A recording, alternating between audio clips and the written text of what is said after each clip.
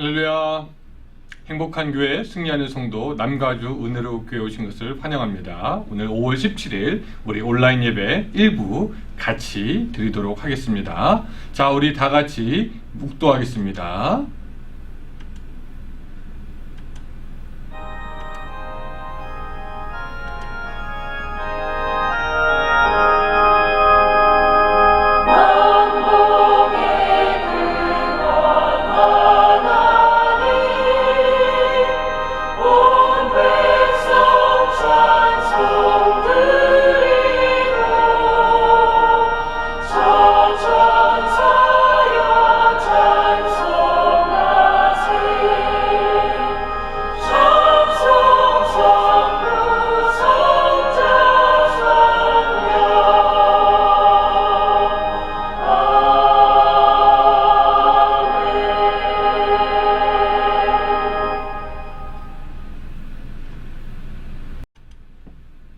네, 우리 같이 찬송하겠습니다.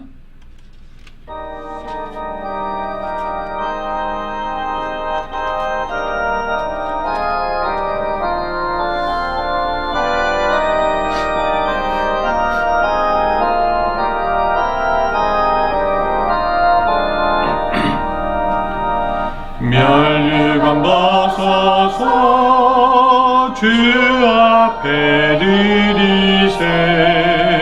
저 천사 기쁜 노래가 온 땅에 퍼지네.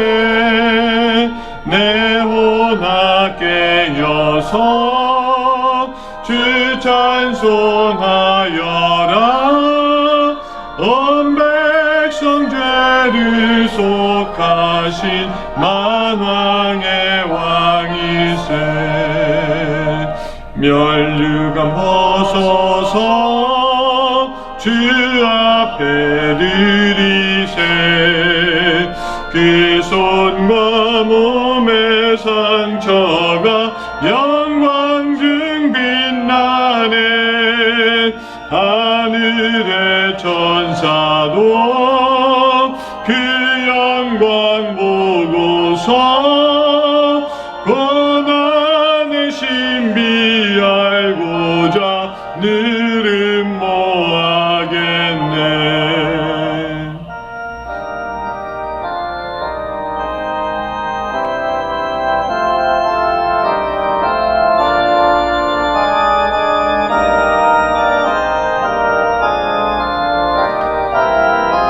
다 같이 목소리 높여 3절 하겠습니다. 멸류관 벗어서 멸류관 벗어서 주 앞에 드리세. 온 세상 전쟁 그치고 참 평화 오겠네. 주 보좌 앞에서 온 백성 엎드려 그 한량없는 영광을 늘 찬송합니다.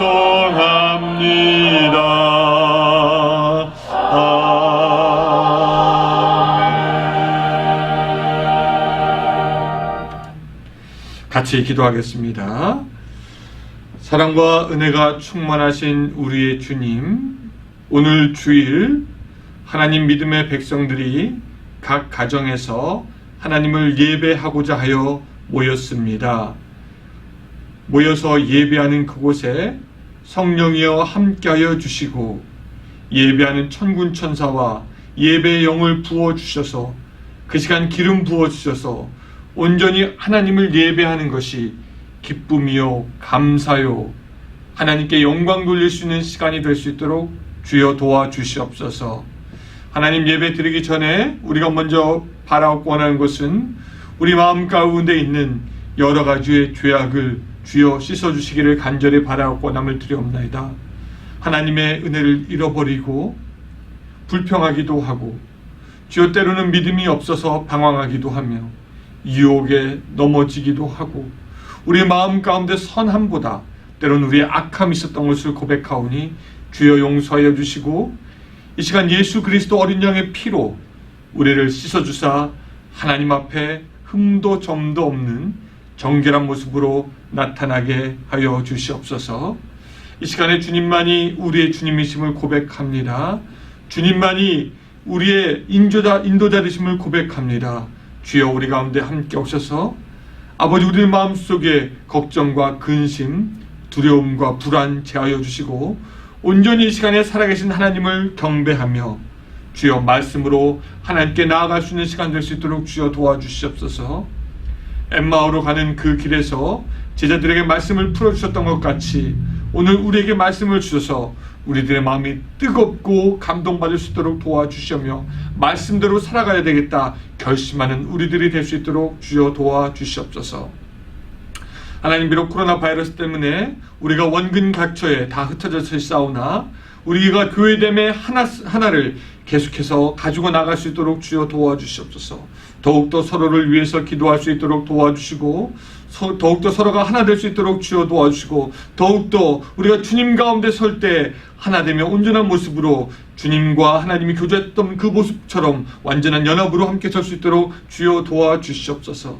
각 가정과 이 교회에 함께하여 주셔서 은혜가 넘치게 하시고 이 모든 일이 하나님의 영광을 드러내는 일이 될 수 있도록 주여 함께하여 주시옵소서. 이 예배 가운데 주님 더욱더 함께하여 주셨기를 간절히 바라옵고나오며 예수님의 이름으로 기도드리옵나이다. 아멘.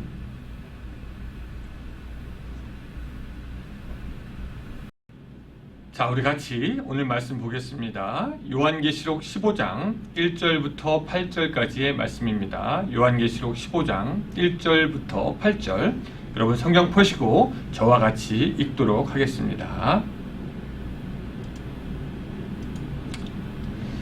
또 하늘에 크고 이상한 다른 이적을 보매 일곱 천사가 일곱 재앙을 가졌으니 곧 마지막 재앙이라 하나님의 진노가 이것으로 마치리로다. 또 내가 보니 불이 섞인 유리 바다 같은 것이 있고 짐승과 그의 우상과 그의 이름의 수를 이기고 벗어난 자들이 유리 바닷가에 서서 하나님의 검은 고를 가지고 하나님의 종 모세의 노래 어린 양의 노래를 불러 이르되 하나님 곧 전능하신 이시여 하시는 일이 크고 놀라우시도다. 만국의 왕이시여 주의 길이 의롭고 참되시도다. 주여 누가 주의 이름을 두려워하지 아니하며 영화롭게 하지 아니하오리이까. 오직 주만 거룩하시니이다. 주의 의로우신 일이 나타났음에 만국이 와서 주께 경배하리이다 하더라. 또 이 일 후에 내가 보니 하늘의 증거 장막의 성전이 열리며 일곱 재앙을 가진 일곱 천사가 성전으로부터 나와 맑고 빛난 세마포 옷을 입고 가슴에 금띠를 띠고 네 생물 중 하나가 영원토록 살아계신 하나님의 진노를 가득히 담은 금 대접 일곱을 그 일곱 천사들에게 주니 하나님의 영광과 능력으로 말미암아 성전에 연기가 가득 차매 일곱 천사의 일곱 재앙이 마치기까지는 성전에 능히 들어갈 자가 없더라. 아멘. 예, 광고 말씀 드리겠습니다. 먼저 우리 153 광고 좀 계속해서 드리도록 하겠습니다. 우리가 아침 6시마다 153 하고 있습니다. 그래서 하루에 성경 한 장, 5분 메시지, 30분 기도, 30분 묵상, 다 같이 참여해서 이 시간들이 여러분들의 그 영적인 그 성장에 큰 도움이 되시기를 부탁드리고요. 또 코로나 바이러스가 계속해서 지금 있습니다. 여러분들 개인의 위생에 주의해 주셔서 이 시간들 건강하게 잘 나시기를 바랍니다. 자, 오늘 이 요한계시록 15장의 말씀을 가지고 같이 은혜를 나누려고 합니다. 이 말씀 듣는 모든 분들, 멀리는 일본, 또 한국, 또 남미, 또 가깝게는 여기 동부, 또 서부, 우리 수완미스의 모든 식구들까지 하나님의 은혜가 이 메시지를 듣는 모든 분들에게 함께 하시기를 주님의 이름으로 축원합니다. 아멘.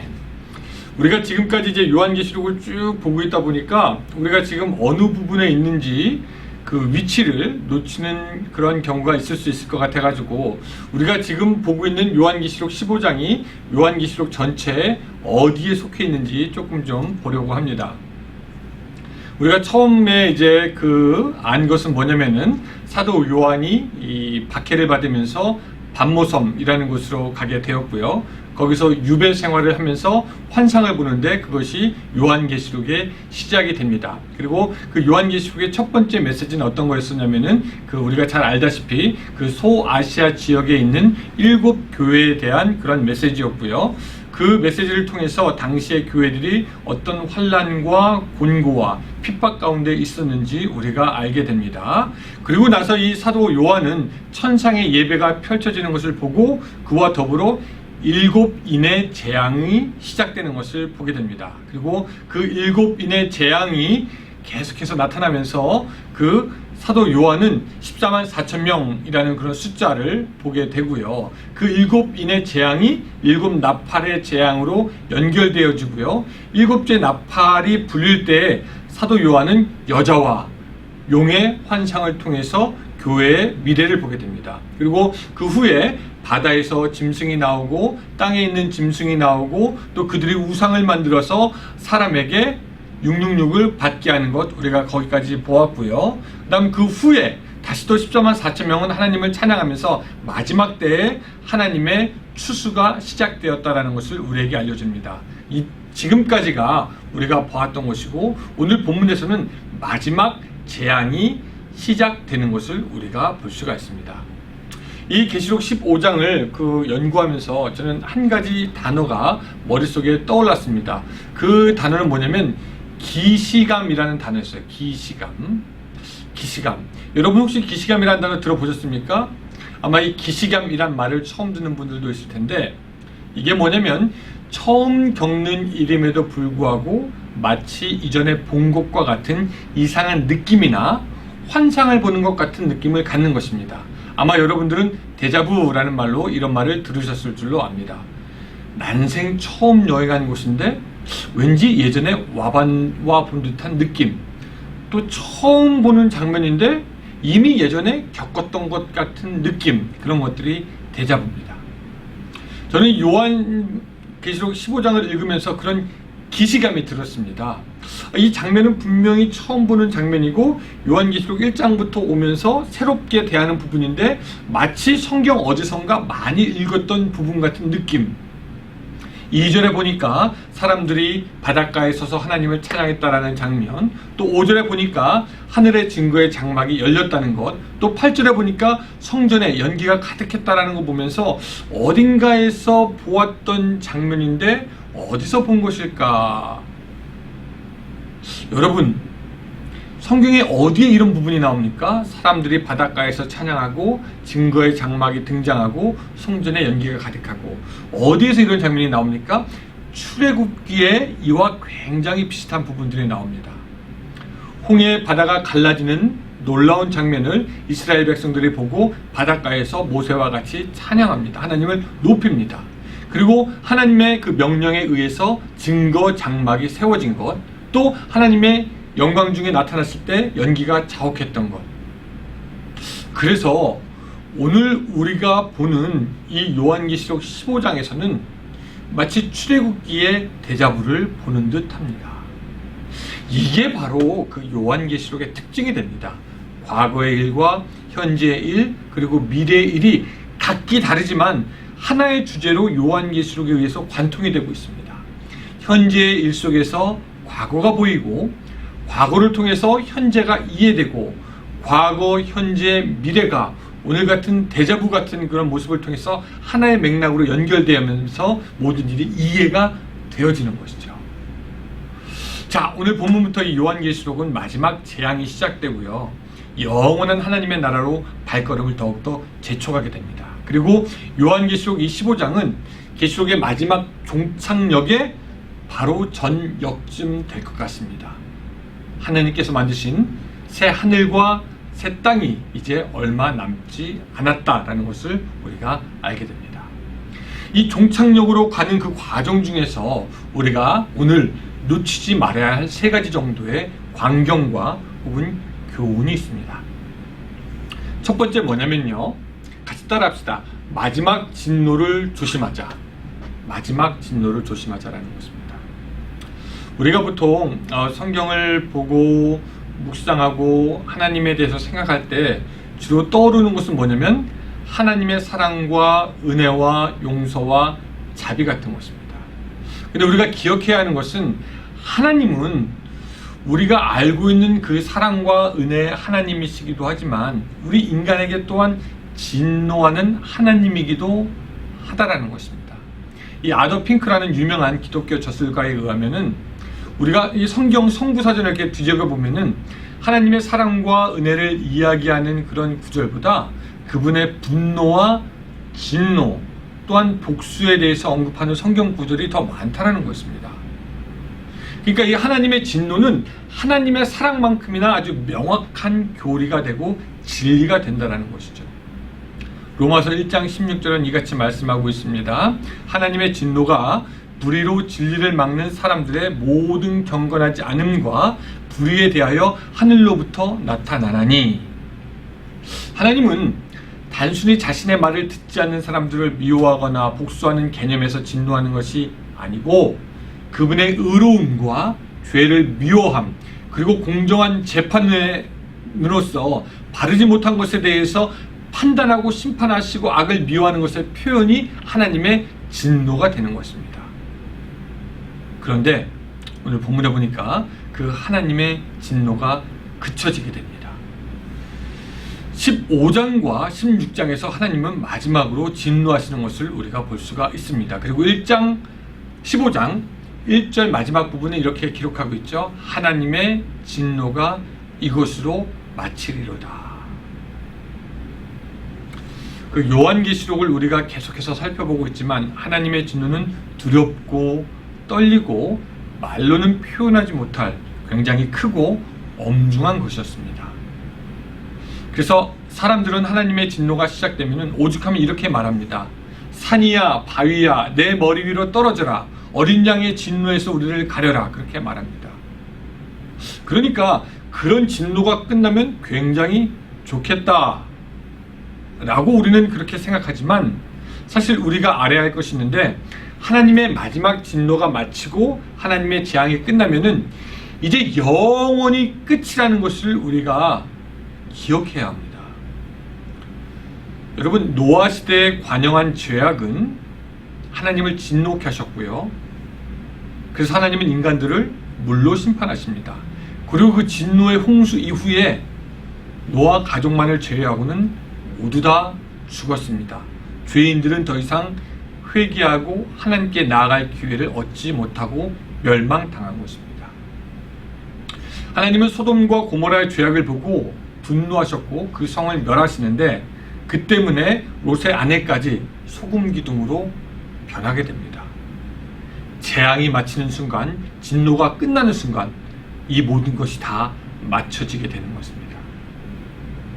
근데 어리석은 사람들은 그 하나님의 진노 속에 그 마음이 완고해지고 강팍해지다가 진노가 끝나는 그때 패망하게 되는 것을 우리가 봅니다. 여러분, 우리가 잘 아는 애굽의 바로가 그렇지 않습니까? 하나님은 계속되는 재앙으로 진노를 발하시고 또 바로 앞에서 이스라엘 백성들을 해방시킬 것을 명령하지만 바로는 끝내 하나님의 말씀을 듣지 않습니다. 성경은 이것에 대해서 뭐라고 얘기하면 바로의 마음이 강팍하여졌다, 완악하여졌다라고 이야기합니다. 그리고 하나님의 진노의 재앙이 끝날 때 그는 결국 막대한 피해와 함께 자기의 첫 아들을 잃어버리는 것은 물론이거니와 수많은 그의 군대가 홍해에서 처참하게 수장되는 것을 알게 됩니다. 하나님의 진노가 끝났다라는 것은 이제 더 기회가 없고 모든 것이 돌이킬 수 없다라는 것을 이야기합니다. 여러분, 분명히 세례 요한의 때에는 그가 말했던 것처럼 도끼가 나무 뿌리 아래 놓여 있는 것과 같아서 아직 도끼질이 시작되지 않았기 때문에 그때라도 돌아오면은 어쩌면 열매 맺을 수 있을 것입니다. 그러나 하나님을 거역하여 진노가 다 끝났다라는 것은 하나님께서 이미 도끼로 나무 뿌리를 잘랐다는 것이고 그 후에는 죽음이 있게 되는 것이죠. 여러분, 그러한 때에 지혜 있는 사람은 누구입니까? 요나서에 보면 그 니느웨 백성들이 지혜가 있는 사람들인 것 같아요. 하나님의 진노가 시작되려고 할 때 회개하면서 그냥 돌아옵니다. 이스라엘 백성도 간혹 지혜롭기도 했습니다. 그래서 하박국은 뭐라고 기도합니까? 하나님 진노 중에라도 긍휼을 베풀어 주시옵소서라고 기도하고, 또 어떤 이스라엘 백성들은 하나님의 그 진노 중에 결국 회개하고 돌아와 구원을 받게 되기도 합니다. 반면에 이 어리석은 사람은 하나님의 진노 중에 돌아올 줄 모르고 하나님의 그 재앙으로 결국은 파멸을 자초하게 되는 것이죠.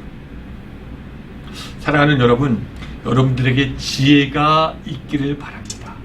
하나님의 사랑을 묵상하고 그 선하심을 기뻐할 수 있어야 하지만, 우리는 가끔씩 하나님의 진노에 대해서도 깊이 묵상할 수 있어야 합니다. 하나님의 사랑이 모든 사람을 위해서 있는 것처럼 하나님의 진노 역시 모든 사람 위에 있고, 우리도 그것을 피할 수가 없기 때문에 우리는 그 진노에 대해서 묵상하고 깨닫고 두려워하는 시간이 필요합니다. 아이들이 잘못하다가도 부모의 회초리가 들어와서 되돌아올 수가 있습니다. 마찬가지로 우리가 하나님의 그 진노를 묵상하며 하나님의 두려움을 깨달을 때 우리가 더욱더 우리들의 신앙이 삼가하고 조심하게 되는 신앙이 될 수 있다는 것이죠. 이것이 바로 사실은 지혜로운 사람이 되는 것입니다. 하나님의 마지막 진노가 선언되기 전에, 여러분들의 인생이 이제 파멸로 끝나기 전에 하나님 앞으로 돌아올 수 있는 그 지혜가 여러분들에게 있기를 주님의 이름으로 축원합니다. 아멘. 두 번째, 종말의 종착역으로 가기 전에 우리가 보아야 할 것은 뭐냐면 이기고 벗어난 자들입니다. 2절에 보니까 그런 말이 나와 있죠. 이기고 벗어났다. 불이 섞인 유리 바다에 가서 거기서 찬양하는 그 무리들을 우리가 보게 됩니다. 이들은 짐승과 우상과 그 이름의 수를 이기고 벗어난 자다라고 그렇게 말씀하고 있습니다. 이들이 부르는 노래를 들어보면 다음과 같습니다. 3절, 하나님의 종 모세의 노래, 어린 양의 노래를 불러 이르되 주 하나님 곧 전능하신 이시여 하시는 일이 크고 놀라우시도다. 그렇게 계속 찬양하면서 만국이 와서 주께 경배하리이다 찬양합니다. 이 구절은 그 출애굽기 15장에서 보던 모습과 굉장히 비슷합니다. 홍해가 열렸고 이스라엘 백성들은 그 홍해를 건넜습니다. 말과 그러나 마병을 가지고 뒤따르던 애굽의 모든 병사들은 일제히 덮치는 바닷물 속에 수장이 되었습니다. 파랗고 하얀 파도와 또한 그들이 입고 있던 군복과 마병들, 붉은 말들, 이 모든 색깔이 한데 어우러지면서 불이 섞인 유리 바다처럼 보였을 것입니다. 그리고 홍해를 건너와 그 건너편에 있던 사람들은 그 입이 다물어지지 않은 그 놀라운 광경을 보고 하나님을 찬양합니다. 그것이 출애굽기 15장에서 나오는데 이렇게 얘기합니다. 이때 모세와 이스라엘 자손이 이 노래로 여호와께 노래하니 일렀을 때 내가 여호와를 찬송하리니 그는 높고 영화로움이시요 말과 그 탄자를 바다에 던지셨음이로다. 여호와는 나의 힘이요 노래시며 나의 구원이시로다. 그는 나의 하나님이시니 내가 그를 찬송할 것이요 라고 이렇게 이 찬양을 하는 것을 우리가 볼 수가 있습니다. 오늘 본문에서 보면은 그렇게 불이 섞인 유리바다 같은 것이 있고 짐승과 그의 우상과 그의 이름을 수를 이기거나 벗어난 모든 사람들이 유리바닷가에 서서 하나님을 그렇게 찬양합니다. 여러분 너무 비슷하지 않습니까? 홍해 바닷가에서 하나님을 찬양했던 이스라엘 사람들, 또 불이 섞인 유리 바닷가에서 하나님을 찬양하는 사람들, 이 모든 사람들이 불렀던 그 노래는 영광과 승리의 노래인데요, 참 감격적인 노래인데 우리가 또 한 가지 알아야 되는 것은 뭐냐면 그 감격적인 일이 있기 전에 그들은 이미 이기고 벗어났다라는 것입니다. 이기고 벗어났다라는 것입니다. 세상의 역사를 통해서 볼 때 악은 항상 이기는 것처럼 보입니다. 또 선은 어쩌면 지는 것처럼 보입니다. 여러분 우리 주위에 불평하는 사람들도 비슷한 걸로 불평하지 않습니까? 있는 놈이 더하다, 법보다 주먹이 가깝다, 유전무죄 무전유죄다. 이런 얘기는 어쩌면 악이 우리 곁에서 항상 그 힘을 발한다는 것을 우리에게 보여줍니다. 또 이런 악은 더 잘 자랍니다. 바늘도둑이 소도둑되고요. 또 휴미라는 사람은 또 이런 말을 했더라고요. 나쁜 잡초는 빨리 자란다. 우리는 많은 경우에 악이 더 성행하는 것을 보게 되고요. 우리는 사람이 선하다는 것에 대해서 좀처럼 믿기 힘들어합니다. 특별히 애굽 밑에 있었던 이스라엘 사람들은 애굽 사람들의 악함을 바로 곁에서 경험하였을 겁니다. 출애굽기에 보니까 이 애굽 사람들은 두려워해요. 왜 두려워하냐면 이스라엘 사람들, 그들이 데리고 있었던 이스라엘 사람들이 계속해서 강성하다가 자기들을 이길까 두려워합니다. 그래서 어떻게 하냐면 이스라엘 백성들을 학대하기 시작합니다. 더욱 무거운 노역을 시키게 하고요. 박대하고 엄격하게 일을 시키고 높은 강도로 그를 계속해서 괴롭힙니다. 이스라엘 백성들은 고된 노동으로 말미암아 탄식하여 부르짖는데 그 부르짖음이 드디어 하늘의 아버지께 상달이 되었다라고 기록하고 있습니다. 뿐만 아니라 이 애굽 사람들은 남자 아이들을 다 죽여버리는 유대인 말살 정책을 시작하기 합니다.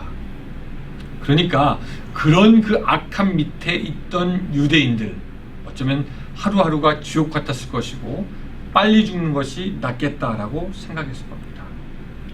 여러분, 이것은 초기 그리스도인들도 마찬가지입니다. 요한계시록에 우리가 몇 번이고 보았지만 그 당시에는 믿음을 갖는다는 것 자체가 기적입니다.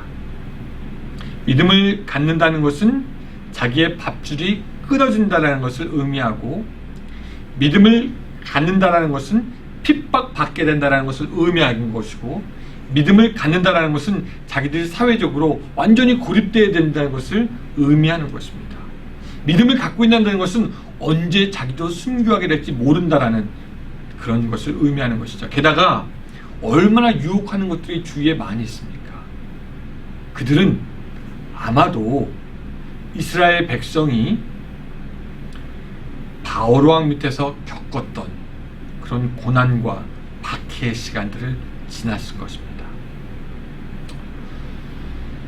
그리고 어쩌면은 지금 이 방송을 듣는 어떤 분들 중에서도 코로나 때문에 아니면 개인적인 여러 사정들 때문에 정말 힘든 시간들을 보내고 있는 분들도 있겠습니다. 하나님, 저 어떻게 합니까? 어떻게 해야 됩니까? 그런 고난의 시간들을 보내는 분들이 있을 수도 있겠습니다. 또한 주님이 오실 때 적 그리스도가 일어나고 짐승과 우상들이 이 땅의 멸망을 자초해가며 활동할 때 아무 소망 없이 정말로 힘들게 믿음을 지키는 사람들도 있을 수도 있겠습니다. 그럼 모든 사람들에게 이 사도 요한은 메시지를 보내는 겁니다. 어떤 메시지냐면, 홍해를 건넌 이스라엘 백성들을 기억하라. 그들이 고통당하고 있지만 하나님이 그 애굽 사람들을 10가지 재앙으로 심판하셨고 그 모든 군사들을 홍해 가운데서 수장시키셨다. 그 하나님이 오늘 우리의 하나님이다. 그들이 찬양했던 것처럼 너희들도 찬양할 것이다. 그들이 이겼던 것처럼 너희들도 이길 것이다. 홍해 앞에서 죽음을 코앞에 두고도 두려워하지 않은 그 사람들, 로마 정부의 핍박과 유대인의 박해에도 끝까지 믿음을 버리지 않았던 사람들, 지금 오늘 우리의 어려운 현실 가운데서도 하나님을 믿고 있는 모든 사람들, 너희들 이겨라, 벗어나라, 찬양할 것이다. 하나님이 이스라엘 백성에게 승리를 주었던 것처럼, 홍해에서 이기게 했던 것처럼 오늘 너희들도 이기게 하실 것이다 라고 지금 사도 요한이 우리에게 말씀하고 있는 것입니다. 이기라, 벗어나라. 여러분, 저는 이 사실이 여러분들에게도 주어지는 소망의 근거가 되기를 바랍니다. 하나님께서 여러분들 도우실 것입니다. 하나님께서 바로와 그의 백성들을 징계하고 심판하셨던 것처럼 오늘 여러분들의 적들을 심판하고 징계하실 것이며 여러분들을 이기게 하실 겁니다. 그러므로 오늘 승리하고 내일 벗어나고 하나님께 영광 돌릴 수 있는 여러분들이 되시기를 주님의 이름으로 축원합니다. 세 번째, 이 계시록의 종착역으로 가는 중에 우리가 보아야 할 것은 7절에 있습니다. 7절. 거기 7절에 보면은 뭐가 나오냐면은 제 7 대접의 마지막 재앙이 시작됩니다. 진노를 담은 금 대접이 준비가 되고요. 그 대접이 쏟아지는 순간 마지막 재앙이 시작되는데 그것이 이제 16장부터입니다. 저는 근데 그 금 대접의 이야기를 들으면서 계시록 5장 8절의 말씀이 생각났습니다. 거기 이렇게 써있죠. 그 두루마리를 취하심에 네 생물과 24 장로들이 그 어린 양 앞에 엎드려 각각 검은고와 향이 가득한 금 대접을 가졌으니 이 향은 성도의 기도들이다 라고 이렇게 말씀하고 있습니다. 사도 요한이 본 곳은 금 대접인데 하나는 진노로 가득 차 있고 하나는 기도로 가득 차 있다는 것입니다. 그 금 대접에 진노가 담기게 된 이유는 어떤 이유입니까? 하나님의 말씀에 순종하지 아니하고 거역하고 죄를 짓고 하나님을 떠났기 때문입니다. 모든 나라, 모든 족속, 모든 백성 가운데 죄 가운데 악을 행하는 자들 때문에 하나님의 금 대접에는 진노가 차게 됩니다. 하나님은 어떻게 해서든지 그의 백성들이 돌아오시기를 기다리지만 짐승과 우상과 더불어 하나님을 거역하기에 금 대접에는 진노가 차게 됩니다. 그러나 그럼에도 불구하고 어린 양을 따르는 사람들은 예수님께서 다시 오실 날을 기대하며 기도하고 하나님 앞에 깨어있기 때문에 그 하나님의 금 대접에는 기도가 차게 됩니다. 그러니까 그 대접이 진노로 차든지 아니면 기도로 차든지 그것은 결국 오늘 우리들에게 달려 있다라고 볼 수가 있습니다. 하나님의 금 대접을 채우는 것은 오늘 우리가 된다라는 것이죠. 우리가 우리의 죄로 하나님의 금 대접을 진노로 채울 수도 있고 우리가 우리의 기도로 하나님의 대접을 기도의 향으로 채울 수도 있다라고 할 때 사랑하는 여러분, 오늘 여러분들 앞에 하나님의 금 대접이 있다면은 여러분들은 그것을 무엇으로 채우시기를 원하십니까? 여러분들의 죄악으로 진노로 그 대접을 채우시겠습니까? 아니면 기도로 하나님의 금 대접을 채워가시겠습니까? 여러분, 이번 한 주간 시작되는데 이 한 주간 여러분들 하나님 앞에 있는 그 금 대접이 기도로 계속해서 차기를 주님의 이름으로 축원합니다. 어릴 때 아버지랑 어디 간 적이 있습니다. 어딘지 잘 기억이 안 나는데 뭐 논길도 지나고 밭길도 지났던 것 같아요. 다리가 아프니까 아버지한테 물어봅니다. 아버지 얼마나 더 가야 돼요? 그럼 아버지는 이렇게 얘기했습니다. 좀만 더 가면 돼. 기다려. 이제 다 왔어. 좀만 더 가면 돼. 생각해보니까 저도 우리 아이들에게 그런 말을 하는 것 같습니다. 어디 이렇게 갈 때 아이들이 처음엔 잘 가다가 뭐 먹기도 하고 뭐 보기도 하고 잘 가다가 이제 지루해지면 물어봅니다. 얼마나 남았어요? 얼마나 더 가야 돼요? 언제 도착해요? 그러면 거의 저도 비슷하게 얘기하는 것 같아요. 이제 얼마 안 남았어. 이제 다 왔어. 아마 여러분들도 그런 비슷한 경험이 있을 거라고 생각합니다. 아이들이 차 타고 갈 때 어릴 때 뒤에서 얼마나 더 가야 돼요? 물어보면 다 왔어. 좀만 기다려. 여러분 그 말이 진짜입니까? 아니면 거짓말입니까? 아버지는 얼만큼 왔는지를 알고 또 얼만큼 가야 되는지 아니까 아버지가 다 왔어 라고 하는 것은 그냥 빈말만은 아닐 것입니다.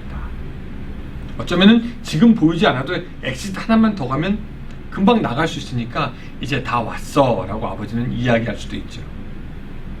사도 요한 때의 성도들, 또한 일제시대의 핍박을 받던 성도들, 또 코로나와 개인적인 사정들과 어려운 이유들 때문에 고통받는 성도들도 하나님께 물어보았고 물어보고 있고 물어볼 것 같습니다. 하나님 얼마나 더 가야 합니까? 주여 어느 때까지니까? 얼마나 더 기다려야 합니까? 그때 우리 주님 말씀하십니다. 이제 다 왔다. 이제 진노의 때가 되었다. 진노의 대접이 준비되었다.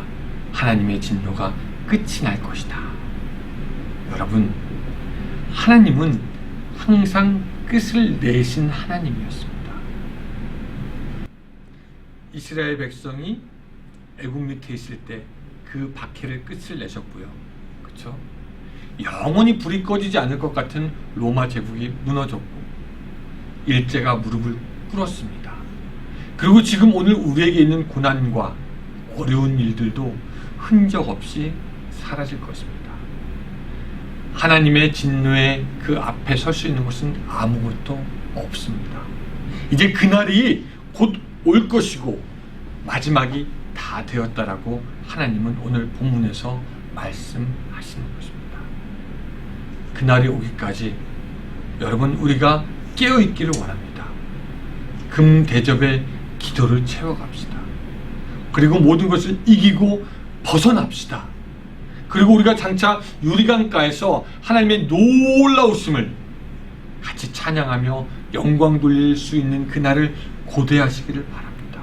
그래서 승리하는 여러분들의 삶 또한 이번 한 주간이 될 수 있기를 주님의 이름으로 축원합니다.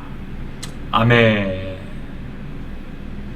자, 우리 시간에 찬양하겠습니다.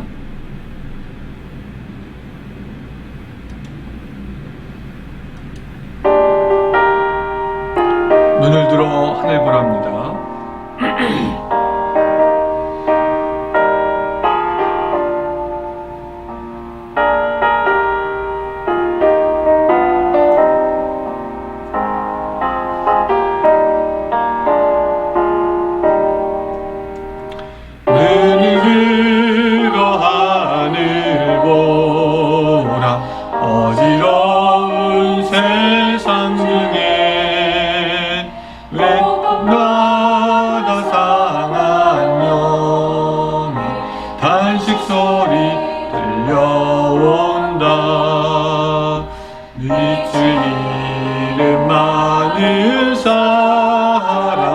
이를 잃고 헤매이며 본작처럼 기진하니 믿는 자여 어이할꼬 눈을 들어 하늘 보라 어두워진 세상 중에 외치는 자 많건만은 생명수는 말랐어라 주를 대속하신 주님 선한 일꾼 찾으시나 달이 어디 있나 믿는 자여 어이할꼬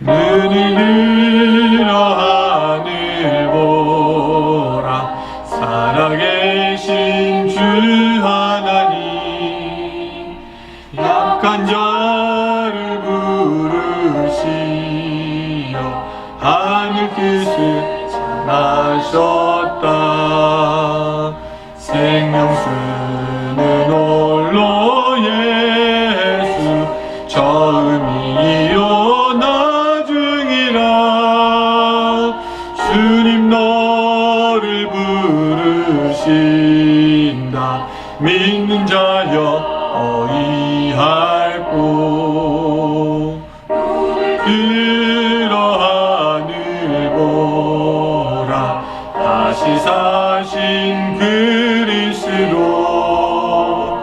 만 백성을 사랑하사 오래 참고 기다리네 인내하신 우리 구주 그의 심판하시는 날 오 가까이 임하는데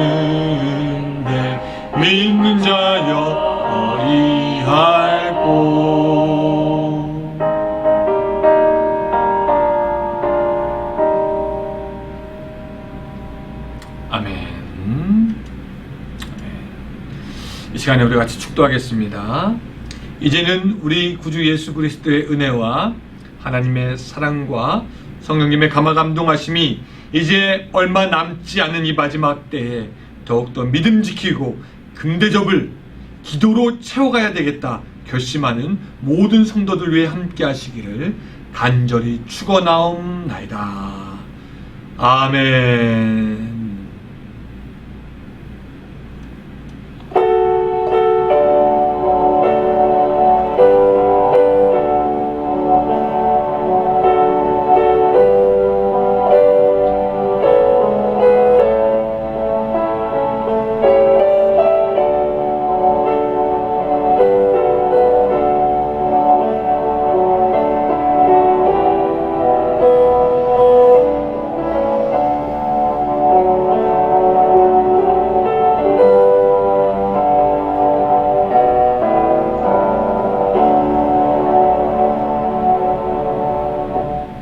아멘. 예, 이번 한 주간 여러분들 승리하시기 바랍니다. 할렐루야.